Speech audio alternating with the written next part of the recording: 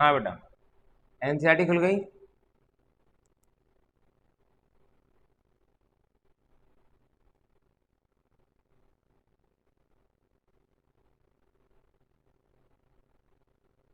Back के exercise आ जाइए बेटा, मैंने भी खोल लिया एनसीईआरटी।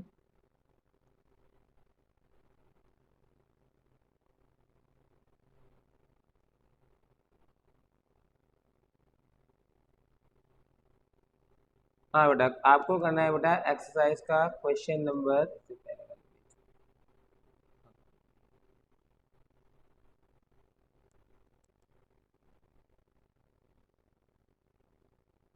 12.17 करना है, 18 करना है अभी। क्वेश्चन नंबर 17 करना है, 18 करना है, एंड उससे पहले अगर कोई कर सकते हैं तो you can do the question number 15 also. And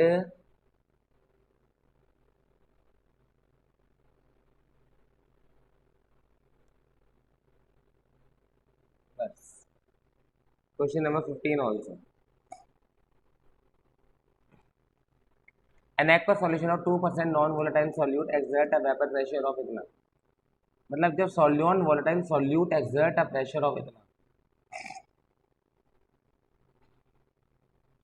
at the normal boiling point of the solvent, what is the molar mass of the solute? देखिए बेटा, इसके लिए आपको पता होना चाहिए। देखो, अब हम 15 क्वेश्चन कर रहे हैं। अब यहाँ पर सॉल्यूट का पता नहीं कौन है, बस सॉल्यूट के साथ वर्ड दे रखा है नॉन वोलेटाइल। ये नॉन वोलेटाइल वर्ड चीख चीख के कह रहा है बेटा that question is of colligative property. मैंने आपको बताया था केवल नॉन वोलेटाइल वर्ड आता ही कॉलिगेटिव प्रॉपर्टी में, और किसी में नहीं आता। ठीक है। अब बेटा इसमें आपको क्या दे रखा था, 2%, वो भी सॉल्यूट 2% है, मतलब 2% है ना। 2% का मतलब हो गया कि अगर मैं मास ऑफ सॉल्यूट को 2 ग्राम मानूंगा, है ना, तो सॉल्वेंट कितना हो जाएगा, सॉल्वेंट हो जाएगा 98 ग्राम। ठीक है। सॉल्वेंट नहीं दे रखा हो तो डिफॉल्ट बाय डिफॉल्ट सॉल्वेंट कौन होता है बेटा, वाटर। डिफॉल्ट सॉल्वेंट कौन होता है बेटा, वाटर। ठीक है। तो आप क्या कर सकते, आपको क्या करना है बेटा, और यहाँ पर जो है जब सॉल्यूट मिला दिया तो जो वेपर प्रेशर है वो 1.004 आ रहा है। ये आपका पी नॉट तो होता है प्योर स्टेट में, लेकिन यहाँ पर दे रखा है सॉल्यूट मिलाने के बाद 1.004 बार। तो ये क्वेश्चन वही बच्चा कर सकता है जो ये बात जानता है कि P nought of pure water, देखो अगर दे रखा है तो वो वैल्यू यूज करनी है, अदरवाइज आपको याद रखना पड़ेगा कि प्योर वाटर का पी नॉट 1.013 बार होता है। अब जिसको ये वैल्यू याद है वो तो इस क्वेश्चन को करेगा, अदरवाइज वो क्वेश्चन छोड़ना पड़ेगा। तो आपको याद रखना है बेटा कि P nought of pure water, ठीक है, in pure state of water is 1.013 bar. अब आपको फॉर्मूला पता है बेटा, P not minus P upon P not is equal to mole fraction of solute. ये सॉल्वेंट का था, इज इक्वल टू क्या था, that was the relative lowering of vapour pressure, तो this implies P not is 1.013, P is 1.004 upon में 1.013 into में is equal to x solute क्या होगा, number of moles of solute upon number of moles of solute plus number of moles of solvent. अब आप एक trick याद रखना बेटा कि अगर देखो यहाँ पर एन सॉल्यूट क्या होगा, गिवन मास अपॉन मोलर मास। अगर मैं एन सॉल्यूट निकालता हूँ तो 1 पॉइंट, ये तो एलएचएस में जो भी चल रहा है चलता रहेगा। गिवन मास कितना है सॉल्यूट का, 2 ग्राम। मोलर मास मुझे निकालना है, सॉल्यूट का मोलर मास मुझे निकालना है, तो 2/m plus N solvent. N solvent कितना होगा, 98/18। तो बेटा जब भी कुछ क्वेश्चन मुश्किल था, कैलकुलेशन मुश्किल सी हो रही हो, तो यू कैन, अगर यू कैन क्या कहते हैं इसे, छोड़ सकते हैं एन सॉल्यूट को कैलकुलेशन में। ठीक है। आप ये मान लोगे कि एन सॉल्यूट बहुत स्मॉल है, नेग्लेक्ट कर सकते हैं basically. While calculating the mole fraction of solute, आप न्यूमेरिकल्स में अगर कैलकुलेशन टफ जा रहा है तो आप एन सॉल्यूट को नेग्लेक्ट कर सकते हैं कैलकुलेशन इजी करने के लिए। बाकी आप इससे भी एम के वैल्यू तो निकाल ही सकते हैं, कोई दिक्कत वाली बात थोड़ी है, लेकिन मैं इसको नेग्लेक्ट कर दूंगा। तो ये मैं लिखूंगा 2 × 8, 18×5 = 90, 18 तो ये आएगा 2 × 6/m।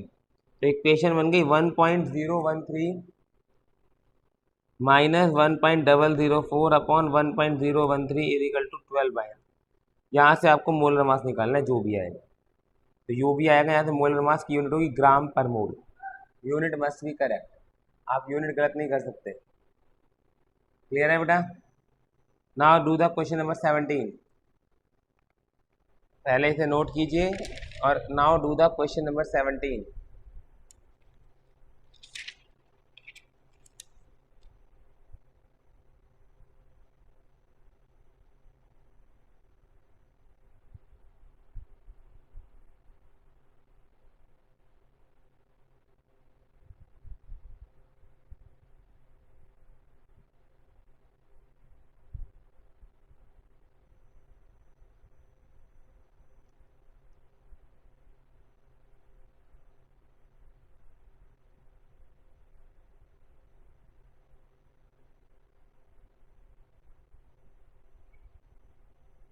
Do the question number 17।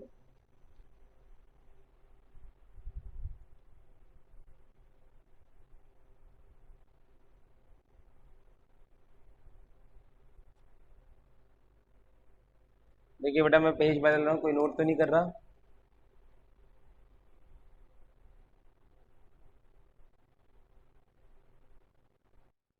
कोई नोट कर रहा है क्या बेटा?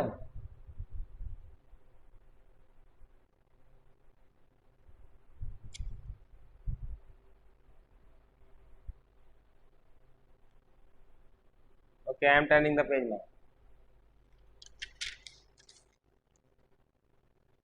हाँ बेटा, क्वेश्चन नंबर 17। देखिए बेटा, the vapour pressure of a 12.3 kilo pascal, the vapour pressure of water, मतलब प्योर स्टेट में दे रखा है, इसमें भी मिलावट नहीं करी गई है। तो इसमें दे रखा है, जो भी दे रखा है वही ले लो, नहीं दे रखा तो 1.013 बार तो था ही। लेकिन फिलहाल यहाँ पर उसने पी नॉट ऑफ वाटर दे रखा है 12.3 केल्विन, ठीक है, और किलो पास्कल कितना दे रखा है? 12.3 किलो पास्कल।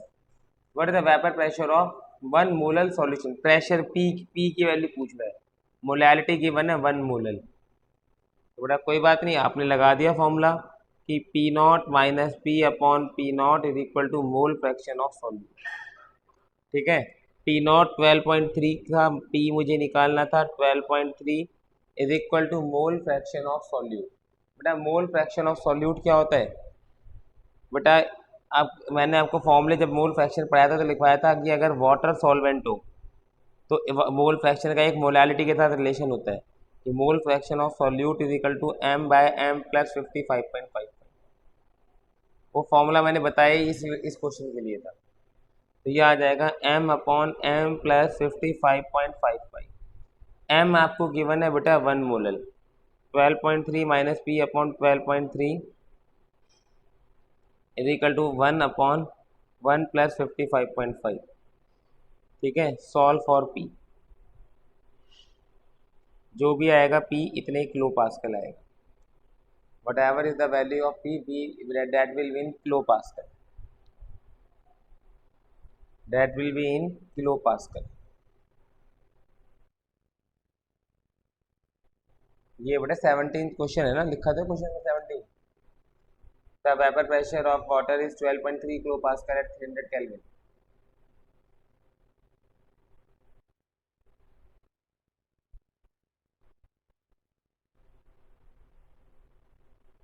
रिकॉर्डिंग तो मैंने ऑन कर ली, लेकिन रिकॉर्डिंग कंप्रेस करना होता है, बहुत मुश्किल काम है, मैं भेजता नहीं हूँ उससे ज़्यादा रिकॉर्डिंग। Question number 18।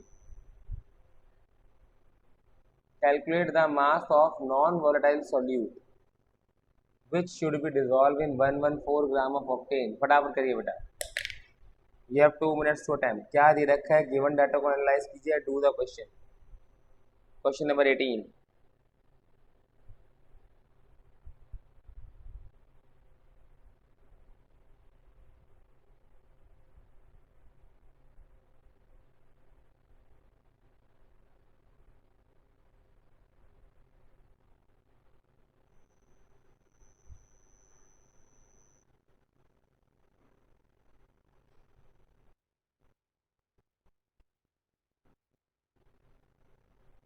क्या कह रही बेटा, क्या बता दो दोबारा?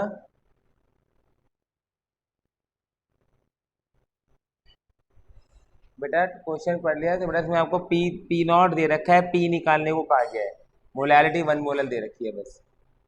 तो पी नॉट आपने फॉर्मूला लगाया P not minus P upon P nought equal to mole fraction of solute. P nought 12.3 था, पी मुझे निकालना था, और मोल फ्रैक्शन ऑफ सॉल्यूट का formula in terms of molality दे रखा था, तो ये होता था एम अपॉन एम प्लस 55.55। तो फॉर्मूला लगा दिया, एम का वैल्यू 1 था, बस ये कैलकुलेशन करनी पी के लिए। Question number 18, hurry up.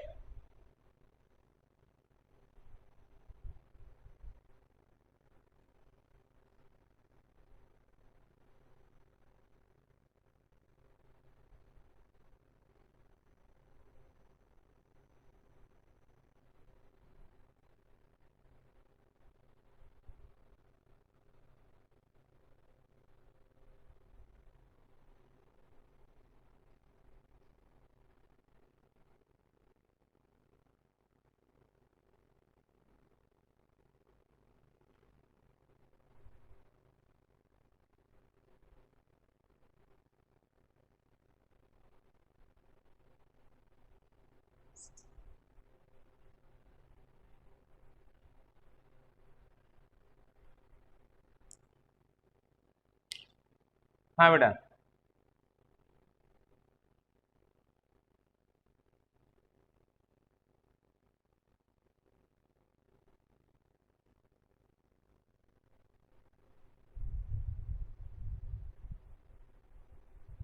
Question number 18,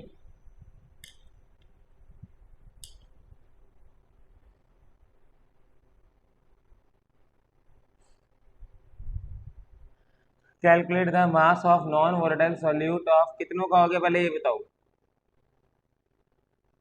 Does anyone here who has done the question number 18?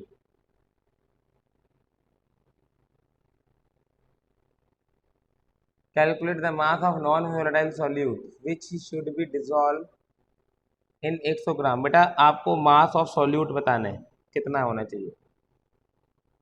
Late मैंने इसे x ग्राम मान लिया।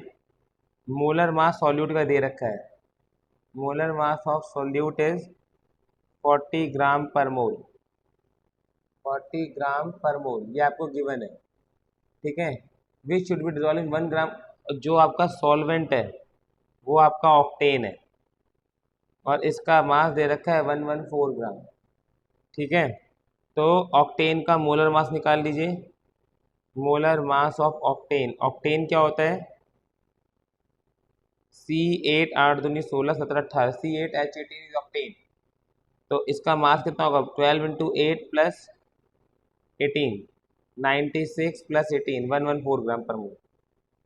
आपने मोलर मास भी निकाल लिया बेटा, 114 ग्राम पर मोल आ गया। तो दोनों के नंबर ऑफ मोल्स निकाल दीजिए, क्योंकि मोल फ्रैक्शन में नंबर ऑफ मोल्स हमें चाहिए ही चाहिए। तो मोल फ्रैक्शन ऑफ सॉल्यूट हो जाएगा, सॉल्यूट क्या चाहिए ना, N solute upon N solute plus N solvent, plus N solvent. तो ये आ जाएगा बेटा एक्स अपॉन में मोलर मास 40 अपॉन में एक्स अपॉन में 40 प्लस 114 अपॉन में 114, ये आपका मोल फ्रैक्शन ऑफ सॉल्यूट आ गया। फॉर्मूला था बेटा P not minus P upon P not is equal to mole fraction of solute. तो this implies P not minus P का उसने दे रखा बेटा, जो फाइनल प्रेशर है वो 80% बचा है, जो फाइनल प्रेशर है वो 80% बचा है ना। तो फाइनल प्रेशर बचेगा 80% of P nought, 80% of P nought upon में P not is equal to x upon 40 upon X upon 40 plus 1। अब चाहे तो इसको नेगलेक्ट कर दो या साथ लेके चलो, इट्स अप टू यू, ठीक है। तो ये बचेगा बेटा P not minus 80 upon 100 into में पी नॉट अपॉन में पी नॉट। तो ये बचेगा बेटा, ये ऊपर चला जाएगा, 40 से 40 कट जाएगा, बचेगा क्या, एक्स अपॉन में एक्स प्लस 40, एलसीएम लेके ये बचेगा एक्स अपॉन में एक्स प्लस 40। तो दिस एम्प्लाइज ये बचेगा पी नॉट से पी नॉट कट जाएंगे, 100 minus 80 is 20, 20/100 is equal to x upon x plus 40। बाकी तो आपकी कैलकुलेशन, कि आप एक्स कैसे निकालते हो, बाकी तो आपकी कैलकुलेशन है कि आप एक्स कैसे निकालते हो, ठीक है।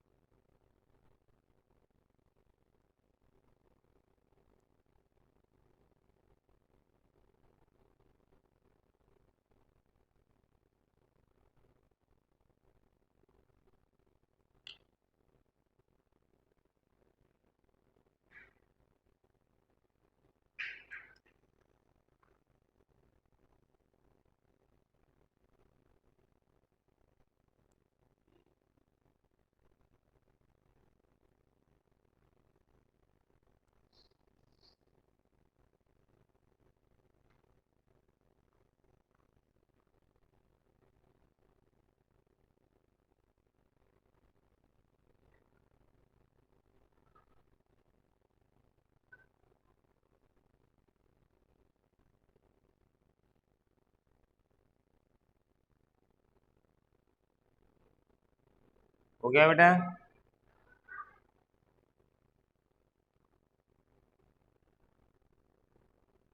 डन।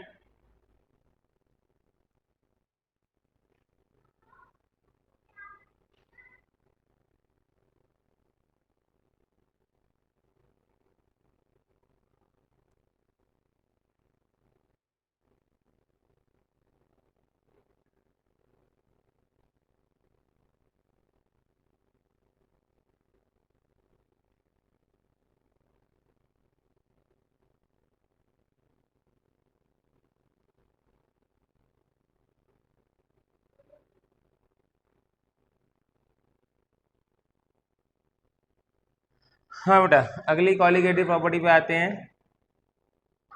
अगली कॉलिगेटिव प्रॉपर्टी पे आते हैं।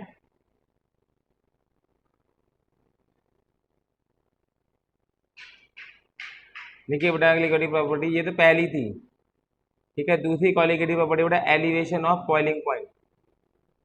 Elevation of boiling point. Elevation of boiling point. बेटा बॉइलिंग पॉइंट क्या टेम्परेचर होता है, कोई बता सकता है मुझे? एनीवन? हाँ, तो पानी का होता है। डेफिनेशन क्या है? You are telling me the value, that value of the boiling point of water is 100 degree Celsius.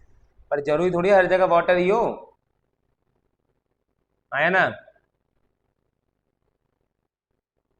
आप मुझे बताइए बॉइलिंग पॉइंट ऑफ वाटर क्या है और बॉइलिंग पॉइंट की डेफिनेशन क्या है? आप कहते हो जब पानी वेपर बनना शुरू हो जाए उसे बॉइलिंग पॉइंट कहते हैं। आप पानी को 60-70 डिग्री सेल्सियस में गर्म करिए, उसमें धुआं निकलना शुरू हो जाएगा, तो 60-70 डिग्री को पानी का बॉइलिंग पॉइंट क्यों नहीं लेते? पानी को आप थोड़ा बहुत भी गर्म करेंगे तो उसमें धुआं निकलना शुरू हो जाएगा, पर वो बॉयल नहीं हुआ। बॉइलिंग पॉइंट क्या होता है? दैट्स माई क्वेश्चन, कि बॉइलिंग पॉइंट क्या होता है?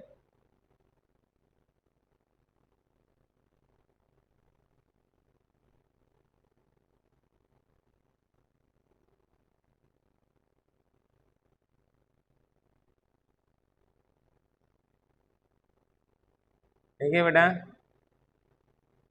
Boiling point, the boiling point is the temperature at which, देखो होता है क्या है बेटा, वेपर प्रेशर है। Boiling point is the temperature at which water start boiling. मैं वो सॉरी, बॉइलिंग पॉइंट बेटा, पहले बॉइलिंग हम पढ़ रहे हैं second colligative property elevation of boiling point, है ना? तो इसके लिए हमें पहले पता होना चाहिए बॉइलिंग पॉइंट होता क्या है। बॉइलिंग पॉइंट होता क्या है? तो बेटा बॉइलिंग पॉइंट क्या होता है, आपके पास कोई कंटेनर है, आपने सपोज ये कुकर है, कुकर बंद है, सीटी नहीं है, ठीक है।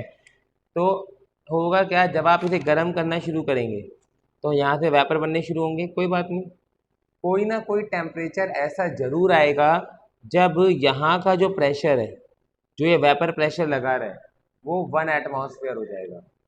वो किसके बराबर हो जाएगा बेटा? 1 एटमॉस्फेयर के। एट दैट टाइम हम उसे, उस टेम्परेचर को बॉइलिंग पॉइंट कहते हैं। बॉइलिंग पॉइंट वो टेम्परेचर होता है जिसमें vapour pressure of a liquid, of a liquid become equal to the 1 atmosphere, the atmospheric pressure। देखिए बेटा बॉइलिंग पॉइंट की definition, it is the temperature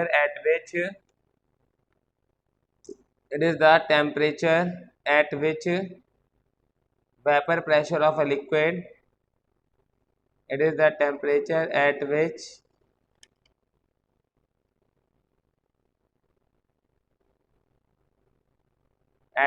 vapor pressure of a liquid become equal to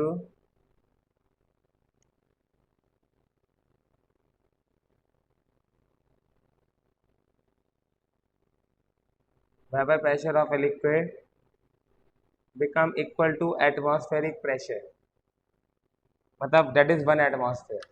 होता है क्या है बेटा, अगर हम एक्चुअली ग्राफ बनाने की कोशिश करते हैं वेपर प्रेशर वर्सेस की, वेपर प्रेशर वर्सेस टेम्परेचर का, तो होता है क्या है बेटा, वेपर प्रेशर वर्सेस टेम्परेचर का, तो होता है क्या है बेटा, जैसे जैसे आप टेम्परेचर, ये आपकी एक 1 एटमॉस्फेयर वैल्यू है, ठीक है, ये आपका 1 एटमॉस्फेयर वैल्यू है।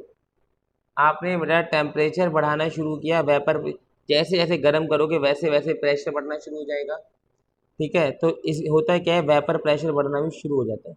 ये तो ग्राफ बना सॉल्वेंट का, प्योर सॉल्वेंट का, जिसमें कोई मिलावट नहीं करी गई। ये मतलब ये पी नॉट है, ये क्या है बेटा, पी नॉट।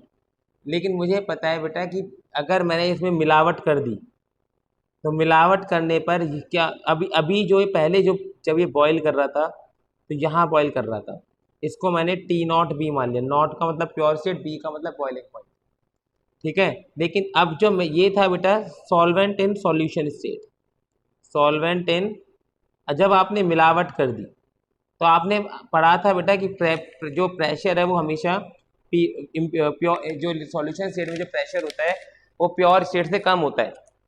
सॉल्यूशन स्टेट में जो वेपर प्रेशर होता है वो प्योर स्टेट से कम होता है। तो इसको 1 एटमॉस्फेयर पहुंचने, हर पॉइंट पे देख लीजिए, पी नॉट ज़्यादा है पी कम है, पी नॉट ज़्यादा है पी कम है, तो इसका प्रेशर है 1 एटमॉस्फेयर पहुंचने के लिए ज़्यादा टेम्परेचर लगता है।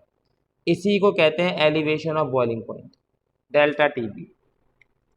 डेल्टा टीबी मतलब बॉइलिंग पॉइंट कितना बढ़ गया, मतलब basically what I am trying to say कि अगर आपका घर, आपने कुकर के अंदर प्योर वाटर बॉईल किया तो 100 पे बॉईल करेगा, लेकिन अगर मैंने हल्दी नमक डाल दिया तो वो 101 पे बॉईल करेगा, टेम्परेचर बॉइलिंग पॉइंट बढ़ जाएगा। तो ये जो 1 डिग्री सेल्सियस बॉइलिंग पॉइंट बढ़ गया, इसी को कहते हैं elevation of boiling point. Is it clear बेटा कि एलिवेशन ऑफ बॉइलिंग पॉइंट क्या होता है? तो पहले आपको पहले एक लाइन लिखिए बेटा, since vapour pressure of liquid in solution state, since vapor pressure of liquid in solution state is less than the, since vapor pressure of liquid in solution state is less than the vapor pressure of liquid in pure state, vapor pressure of liquid in solution state is less than the vapor pressure of liquid in pure state,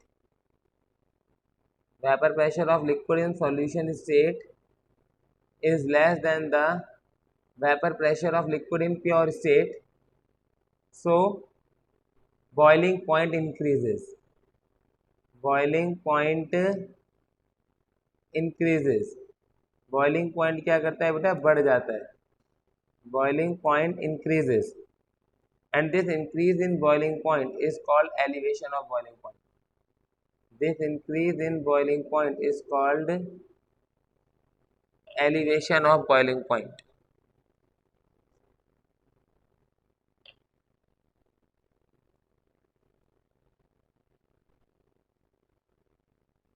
ठीक है बेटा, आगे लिखिए,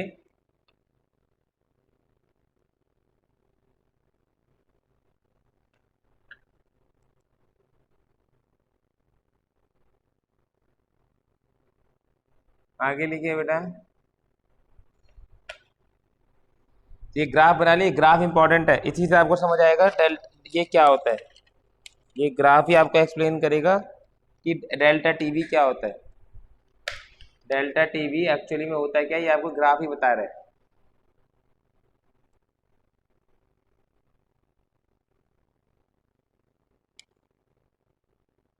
ठीक है।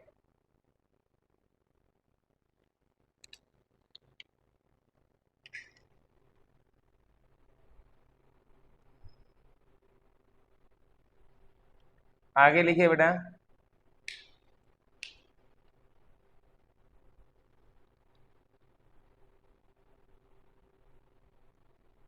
इस ये जो डेल्टा टीबी है, ये जो डेल्टा टीबी है बेटा, ये मोलैलिटी पे डिपेंड करता है, ये जो डेल्टा टीबी है ये मोलैलिटी पे डिपेंड करता है। तो यहाँ पर बेटा एक ये एम जो है वो मोलैलिटी है, ठीक है। यहाँ पर एक कांस्टेंट आएगा जिसका नाम है के बी, जिसका नाम है बेटा K B. K B stand for, के बी को कहते हैं बेटा इब्यूलियोस्कोपिक कांस्टेंट, इब्यूलियोस्कोपिक या मोलर कांस्टेंट या फिर मोलर एलिवेशन कांस्टेंट, या फिर molar elevation constant. Molal elevation constant. ठीक है, ये टीबी कितना होगा बेटा, ये कितना होगा बेटा टीबी, ये डेल्टा टीबी को क्या लिख सकते हो, final temperature minus initial temperature, TB minus T not be, TB minus T not be. ठीक है, फाइनल टेम्परेचर माइनस में इनिशियल टेम्परेचर, क्योंकि फाइनल टेम्परेचर इनिशियल टेम्परेचर से ज़्यादा होगा, फाइनल टेम्परेचर इनिशियल टेम्परेचर से क्या होगा, ज़्यादा होगा। ठीक है, अब बेटा जब मेरा आईआईटी का पेपर था तो मेरे को एक कंफ्यूजन हो गई। ये क्वेश्चन इस क्वेश्चन पे, इस फॉर्मूले पे बेस्ड 3 क्वेश्चन थे 4-4 नंबर के, तो टोटल हो गए 12 नंबर। मेरे को भी यही बताया गया कि ये कांस्टेंट है, ये एब्यूलियोस्कोपिक कांस्टेंट है, लेकिन उसने ये वैल्यू सॉल्यूट के भी, सॉल्यूट का भी दे दिया, सॉल्वेंट का भी दे दिया, सॉल्यूशन का भी दे दिया। यूज कौन सा करना है ये नहीं बताता मुझे। एनसीईआरटी में एक ही के भी दे रखा होता है, उसको हम यूज कर लेते हैं। बेटा K B is defined for solvent only, K B is defined for solvent only. मुझे पूरा क्वेश्चन आता था, तीनों पार्ट आते थे, बस ये नहीं था के बी किसका लेते, मैंने सॉल्यूशन का लेके सॉल्व कर दिया, तो मेरे 15 नंबर चले गए, 12 जो आने थे 3 और कट गए। ठीक है, तो लिखिए बेटा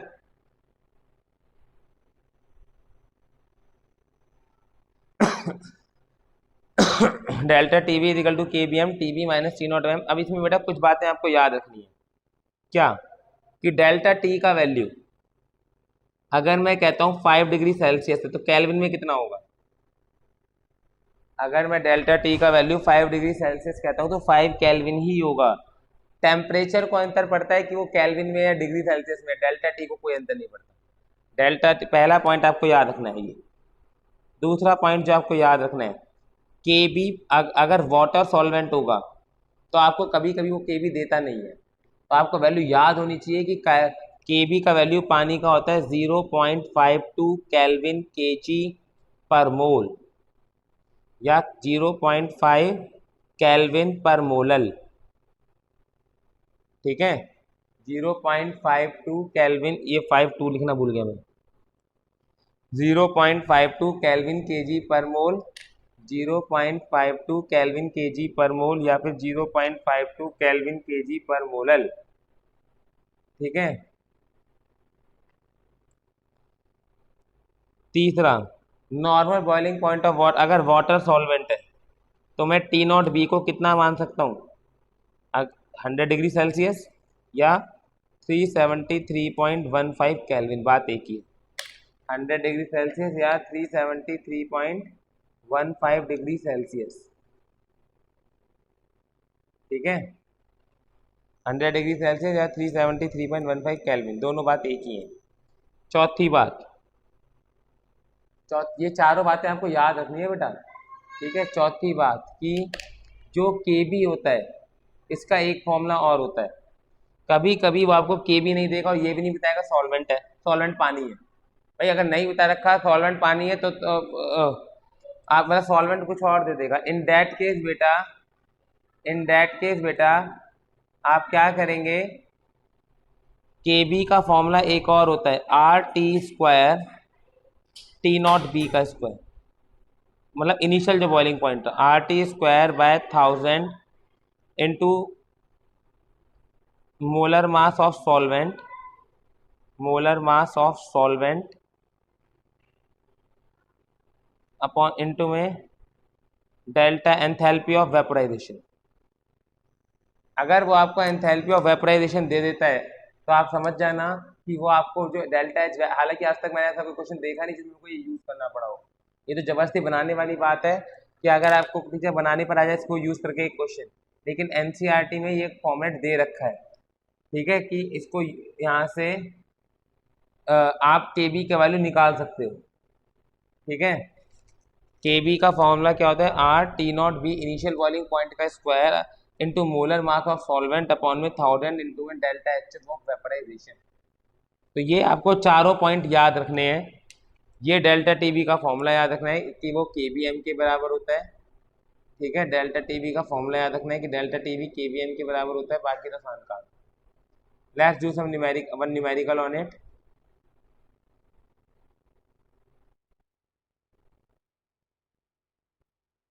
बेटा सॉल्यूट से तो लेना देना ही नहीं है, सॉल्वेंट से लेना देना, अभी तो बताया।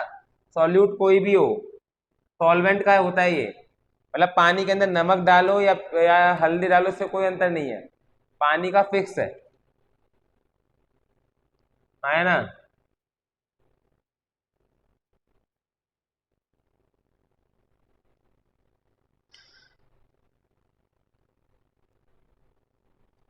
अगला बेटा,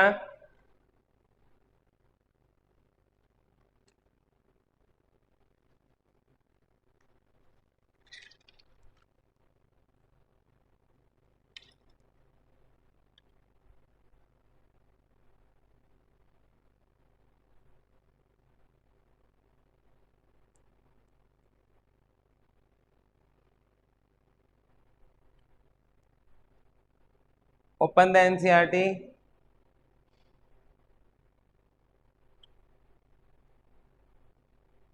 and do the example number.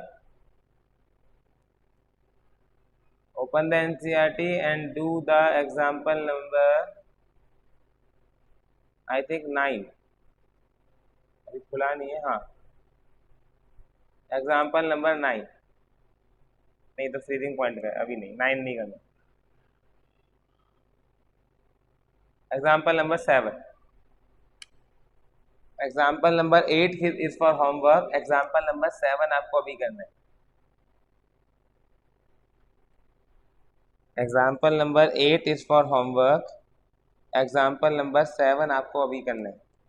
I am turning the page, किसी को कुछ नोट तो नहीं करना बेटा?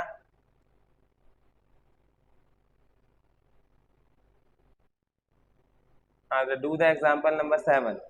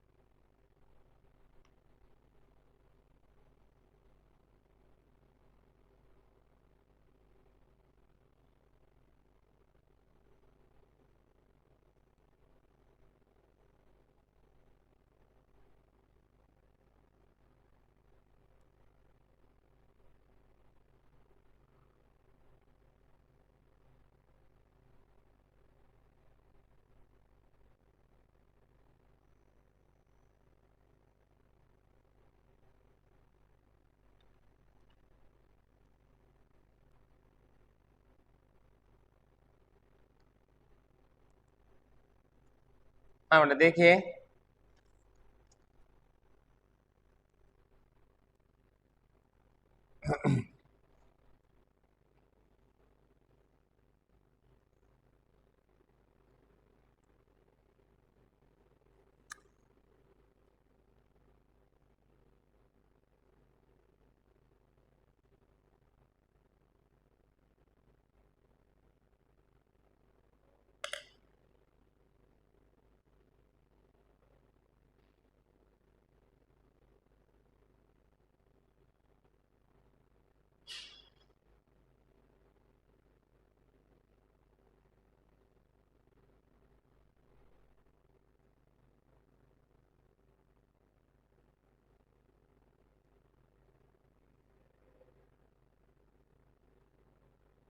हुआ बेटा किसी का?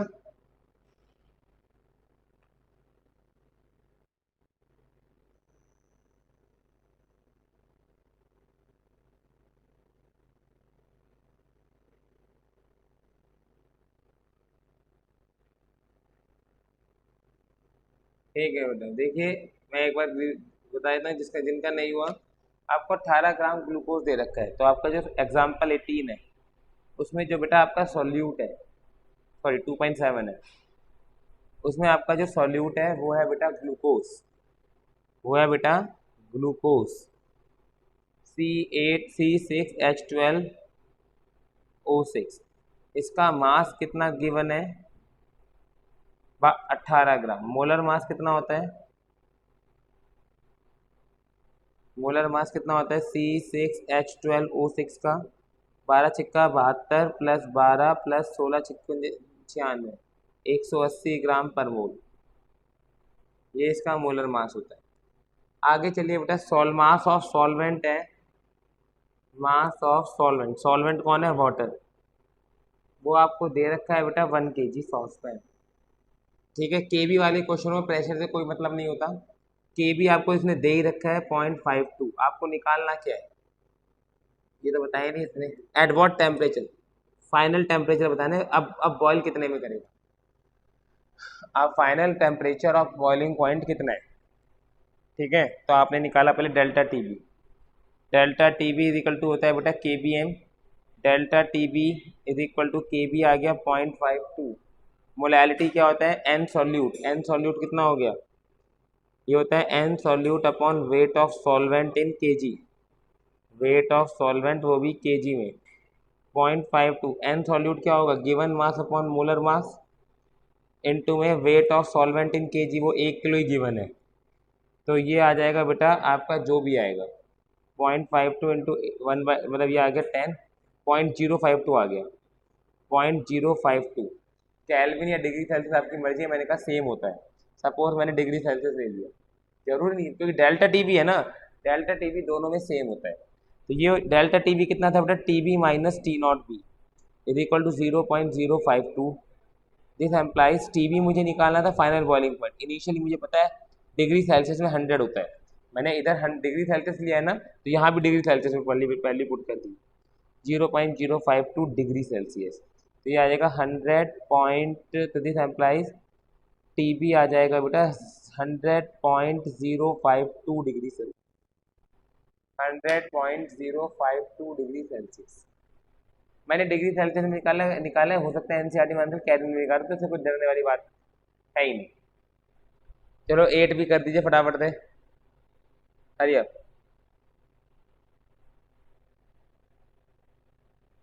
आप फटाफट से 8 को 8 का एग्जाम्पल भी कर दीजिए। एग्जाम्पल 8, ट्राई टू सॉल्व बेटा।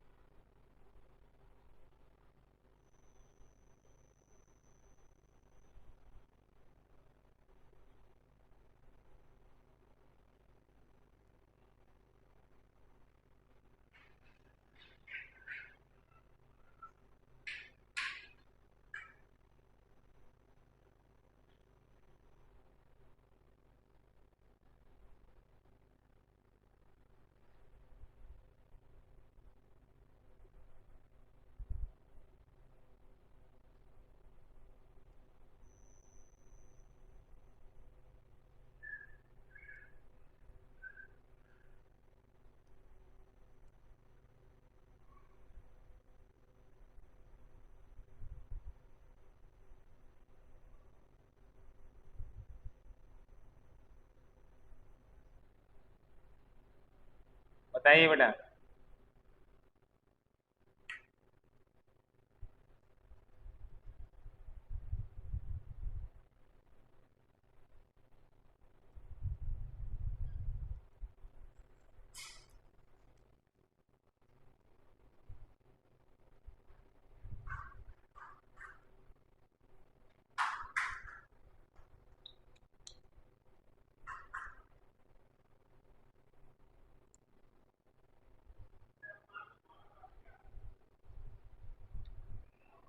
हो गया बेटा।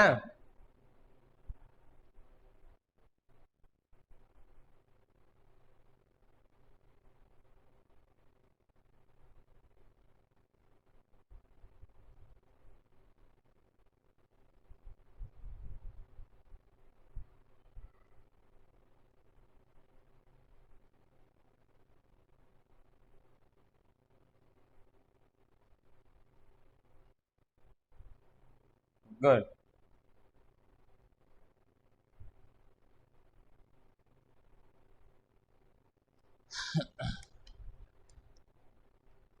देखिए बेटा,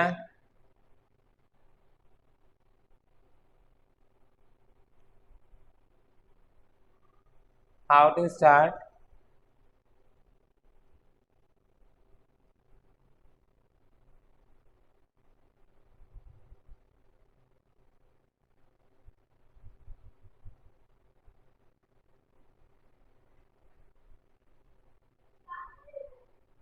लेट्स स्टार्ट बेटा क्वेश्चन।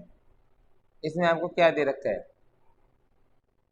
कि आपको बेटा बॉइलिंग पॉइंट ऑफ बेंजीन दे रखा था, मतलब पहले कोई मिलावट नहीं है तब बॉइलिंग पॉइंट इतना था 353.23 केल्विन। अब इसके अंदर सॉल्यूट ऐड कर दिया गया, मास ऑफ सॉल्यूट जो ऐड किया है बेटा वो 1.80 ग्राम ऐड किया है। ठीक है, सॉल्वेंट जो है वो बेंजीन है, ये जरूर लिखा करो क्या कौन क्या है, क्योंकि मोलर मास निकालने के काम आता है। उसका मास है 90 ग्राम, उसका मोलर मास भी साथ साथ निकाल लीजिए। मोलर मास बेंजीन का फॉर्मूला होता है C6H6 78 आ गया। मोलर मास हाल जरूरत पड़े ना पड़े बाद की बात है, ग्राम पर मोल।